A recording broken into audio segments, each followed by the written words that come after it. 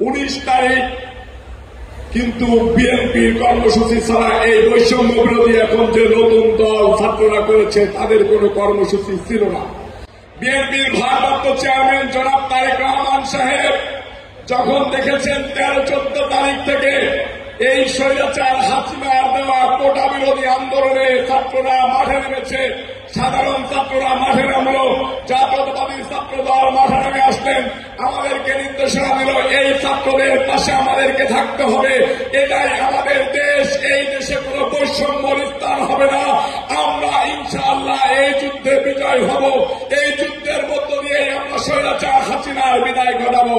বিএনপির ভারপ্রাপ্ত চেয়ারম্যান জনাব তারেক রহমান সাহেব আমাদেরকে 14 তারিখে এই নির্দেশনা দিয়ে দিয়েছিলেন।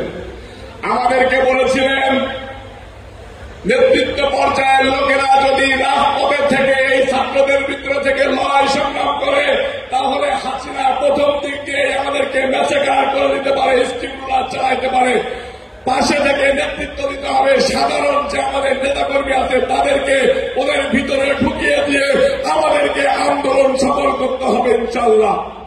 19 তারিখ কিন্তু বিএনপির কর্মসূচি ছাড়া এই বৈষম্য বিরোধী এখন যে নতুন দল ছাত্ররা করেছে তাদের কোনো কর্মসূচি ছিল না।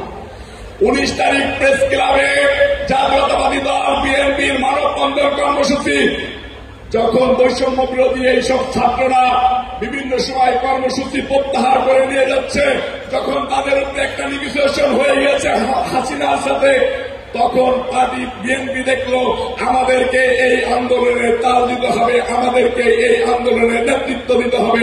আমরা 19 তারিখ প্রেস ক্লাবে আব্দুল মুনায়েম মুন্না নুরুল ইসলাম নওয়ারের নির্দেশনায় নেতৃত্বে প্রেস ক্লাব এলাকায় যাওয়ার আগে আমাদের নেতা রুহুল কবির রিজভী আহমেদকে গ্রেপ্তার করা হলো। গ্রেপ্তার করে আমাদের নেতা কর্মীদেরকে অবিচারে গুলি করা শুরু হলো, যেখানে পাচ্ছে সেখানে গুলি করতেছে। আমরা পুলিশের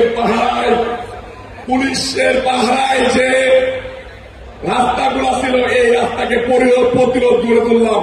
হঠাৎ করে আমাদের মিছিলের উপরে নির্বিচারে রাইফেল দিয়ে গুলি করা হলো, গুলিতে মৃত্যুবরণ করলেন। আমার সাথে স্পটে ছিলেন ঢাকা মহানগর উত্তরের সদস্য সচিব সাজ্জাদ মিরাজ, আনিসুর রহমান তালুকদার খোকন, এস.এম. জিলানী, আরো ছাত্র দলের সাধারণ সম্পাদক নাসির।